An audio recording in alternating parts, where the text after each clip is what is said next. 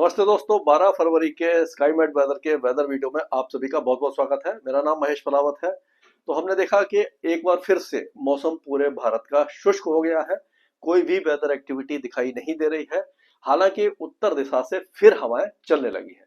पहले आपने देखा होगा कि हवाओं की जो डायरेक्शन थी वो साउथ वेस्टर्ली हुई थी, यानी कि यहाँ पर साइक्लोनिक सर्कुलेशन था राजस्थान के ऊपर। उसके कारण क्या था, हवाएं इस तरह से घूम रही थी, यानी कि अरब सागर से आना शुरू हो गई थी, मतलब थोड़ा सा पाकिस्तान के उधर से ऐसे आ रही थी। लेकिन अब आप देखिए हवा का डायरेक्शन, ये चलती हुई हवाएं आपको दिखाई दे रही होंगी। ये हमारा जो स्काईमेट का जो वेबसाइट है उस पर ये आपको मैप दिखाई दे जाएगा। तो इसको अगर आप देखें तो इसमें आप देख सकते हैं कि हवाओं की जो डायरेक्शन है ये देखिए उत्तर से आ रही है। और ये पूरा जो आपका गंगा के मैदानी क्षेत्र है, सभी इलाकों में ये उत्तर प्रदेश और बिहार पर, दिल्ली, हरियाणा, पंजाब, यहाँ पर तेज चल रही है ये जो है। और बाकी आप देखिए राजस्थान और गुजरात तक आ रही है। तो गुजरात में जो टेम्परेचर बढ़ रहे थे वो एक बार फिर से गिरना शुरू हो जाएंगे। और यहाँ पर आप देखेंगे कि छत्तीसगढ़, मध्य प्रदेश, पूर्वी मध्य प्रदेश, छत्तीसगढ़, उड़ीसा और यहाँ तक कि ये तेलंगाना तक टेम्परेचर गिरने की संभावना दिखाई दे रही है। कि हवा का जो डायरेक्शन है वो आपको दिखाई दे रहा होगा कि कहाँ तक आ रहा है। तो अगर इस समय जो वेदर सिस्टम है, तो वेस्टर्न डिस्टर्बेंस देखिए आगे निकल गया ऑलरेडी। और ये जो वेस्टर्न डिस्टर्बेंस है ये कल तक यहाँ पर पहुंच जाएगा। आज भी थोड़ी बहुत बारिश की गतिविधियां गिलगिट बाल्टिस्तान वगैरह में हो जाएंगी। दूसरा जो वेस्टर्न डिस्टर्बेंस वो 17 तारीख तक पहुंचेगा, यानी कि एक 13 तारीख को पहुंचेगा, दूसरा 17 तारीख को, 4 दिन का गैप रहेगा। और अभी फिलहाल हवाएं जो है उत्तर दिशा से चलती रहने वाली है। तो आज अगर 12 जनवरी का, वो 12 फरवरी का देखें, तो इसमें आप देखिए कि बहुत ही हल्का वेदर एक्टिविटी दिखाई दे रही है, मतलब ना के बराबर। आप कह सकते हो कि थोड़ी बहुत बारिश की गतिविधियां आपको दिखाई दे जाएंगी ये यहाँ पर, ये जम्मू कश्मीर के ऊंचे पहाड़ों पर। और ये अफगानिस्तान के कई इलाकों में, उत्तरी अफगानिस्तान में दिखाई दे जाएगी, उत्तरी पाकिस्तान में भी रहेगी। पंजाब और सिंध प्रांत जो है पाकिस्तान का सूखा रहेगा। और उसी तरह से पूरा भारत जो है वो पूरी तरह से सूखा रहेगा। अरुणाचल के ऊंचे पहाड़ों पर बहुत हल्की बारिश की संभावना हमें बनती दिखाई दे रही है। और एक जो साइक्लोनिक सर्कुलेशन है वो आप देखिए अंडमान सी के आसपास है और आगे आएगा, ये धीरे धीरे आगे आएगा। दो है, मतलब एक के पीछे एक, दो बने हुए हैं। तो तमिलनाडु में एक दो दिनों के बाद बारिश की गतिविधियां शुरू होने वाली है। और अगर हम 13 तारीख की बात करते हैं, तो 13 तारीख को जो वेस्टर्न डिस्टर्बेंस है उसका असर दिखाई देने लग जाएगा। लेकिन ये वेस्टर्न डिस्टर्बेंस कमजोर है, बहुत ज्यादा सशक्त नहीं है, ताकतवर नहीं है। तो इसीलिए क्या होगा कि जो बारिश होगी वो बहुत हल्की होगी और बर्फबारी भी बहुत हल्की ऊंचे पहाड़ों पर ही रहेगी। निचले इलाकों में चांसेस दिखाई नहीं दे रहे हैं। ये आपका 13 तारीख का है। 14 तारीख को एक बार फिर से मौसम साफ हो जाएगा, 15 तारीख को भी साफ रहेगा, 16 तारीख को भी मतलब वेस्टर्न डिस्टर्बेंस आना शुरू हो जाएगा। लेकिन 17 तारीख से मौसम थोड़ा सा बिगड़ना शुरू होगा।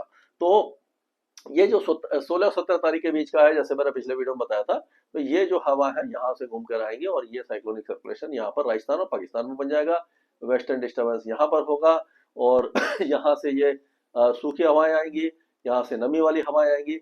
तो ये जो इलाका है आपका, ये दिल्ली से लेकर के हरियाणा और उत्तर प्रदेश, मध्य प्रदेश और राजस्थान, यहाँ पर बारिश की संभावना हमें बनती दिखाई दे रही है। तो इस तरह का वेदर ये 17 तारीख या 18 तारीख से दिखाई देगा।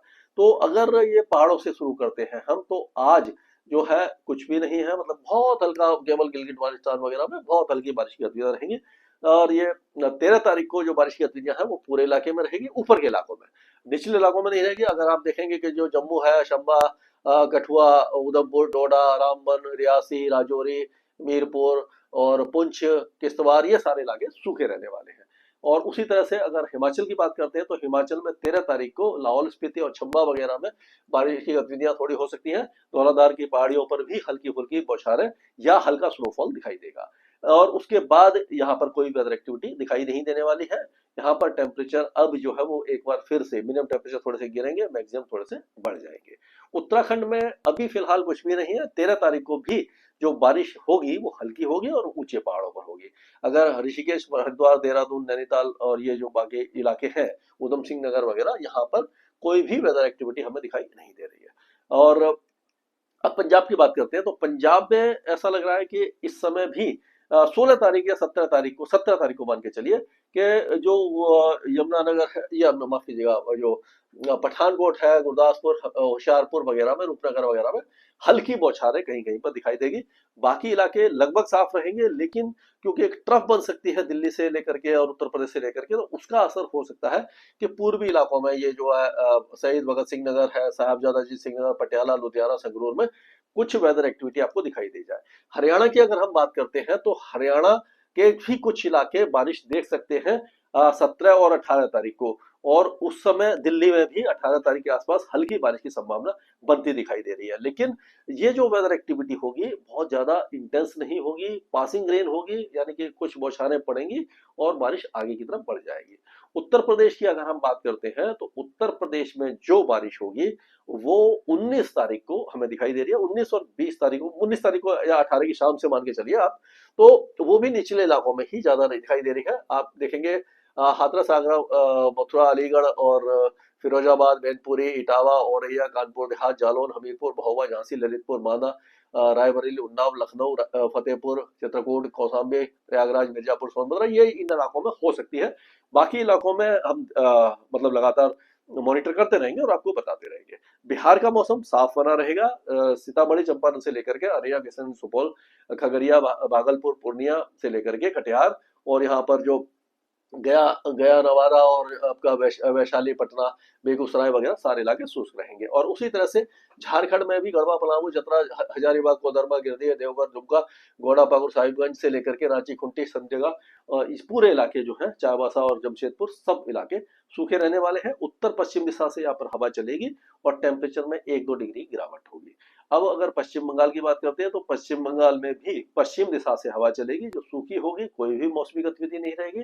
आप देखेंगे कि दार्जिलिंग, कलिम्पोंग, दिनाजपुर से लेकर के आपका जो जलपाईगुड़ी है, कूच बिहार है, मालदा, मुर्शिदाबाद, वीरभूमि, बर्धमान, बांकुड़ा, पुरुलिया, हावड़ा, कलकत्ता, शांति निकेतन, डायमंड हार्बर, सभी इलाके सूखे रहेंगे।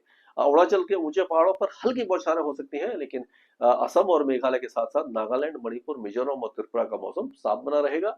और राजस्थान की बात कर लेते हैं तो राजस्थान में 18 तारीख, 17 तारीख की रात या 18 तारीख से एक बार फिर से वेदर एक्टिविटी होना शुरू हो जाएगी और ये पश्चिम से पूरब की तरफ जाएगी। तो उस समय ये कहना अभी मुश्किल है कि किस इलाके में होगी, लेकिन हल्की बारिश होगी। बहुत ज्यादा हैवी रेन के चांसेस दिखाई नहीं दे रहे, पासिंग रेन रहेगी।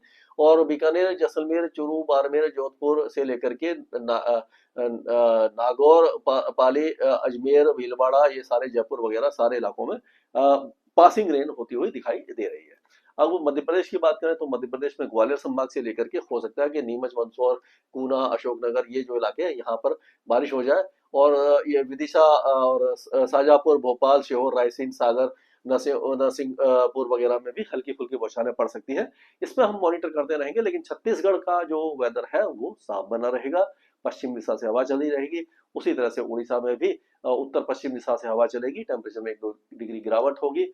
अब जो गुजरात में हवाएं हैं वो उत्तर पश्चिम दिशा से आ रही हैं, उत्तर उत्तर पूर्व दिशा से और उत्तर से आ रही है, जो थोड़ी सी ठंडी है।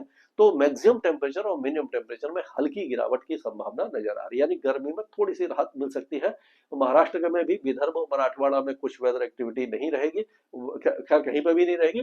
मुंबई, थाने, दहानू और जो उसके आसपास के इलाके हैं, नासिक, मालेगांव, जलगांव और ये संभाजी नगर, अलियाबाई नगर, पुणे, इन सारे इलाकों में एक ट्रफ बन रही है इस तरह से। तो यहाँ से जो दक्षिण पूर्वी हवाएं आएंगी उसके कारण यहाँ टेम्परेचर बढ़ेंगे। लेकिन विदर्भ, नागपुर, भंडारा, गोंडिया, वर्धा, वाशिम, यवतमाल, चंद्रपुर, यहाँ पर टेम्परेचर थोड़े से गिर सकते हैं। तेलंगाना में भी उत्तर पश्चिम दिशा से हवा चलेगी, जिससे कि टेम्परेचर में कुछ गिरावट दर्ज की जाएगी। आंध्र प्रदेश के उत्तरी इलाकों में हल्के टेम्परेचर गिरेंगे। और अगर कर्नाटक का मौसम देखें तो साफ रहेगा, केरल साफ रहेगा। तमिलनाडु के जो कोस्टल एरियाज है वहां सुबह के समय हल्का धुंध और कुहासा छा रहा है, यानी उत्तरी हवाएं आ रही हैं और यहाँ से नॉर्थ ईस्टर्ली जो आ रही है, यानी कि नमी वाली हवाएं और सूखी ठंडी हवाएं, इनका जो मिक्सचर हो रहा है उसके कारण यहाँ पर चेन्नई, पुडुचेरी, कराईकल, इन इलाकों में हल्का धुंध और कुहासा यानी कि फॉग और मिस्ट बन रहा है, जिससे कि पोल्यूशन थोड़ा सा बढ़ रहा है। ये 1-2 दिनों तक रहेगा, उसके बाद मौसम साफ हो जाएगा। लेकिन यहाँ पर 16 तारीख को जो इलाके है या आपका जो पुदुकोट्टई, शिवगंगा, रामानाथापुरम, विरुधुनगर, तिरुनेलवेली, थोडुकोट्टई, कन्याकुमारी, यहाँ पर हैवी रेन के चांस 16 तारीख और 17 तारीख को दिखाई दे रहे हैं। एक लो प्रेशर एरिया आ रहा है, it is moving from south west Bay of Bengal towards coastal south coast of Tamil Nadu, leading to torrential rain over Shivganga, Virudhunagar, Tiruvali, Kanyakumari, Thoothukudi, Ramanathapuram, these areas on February 16 and 17. ये अभी तक का weather update था और बाकी जो update है वो लगातार आपके साथ शेयर करता रहूंगा। स्काईमेट वेदर में अभी के लिए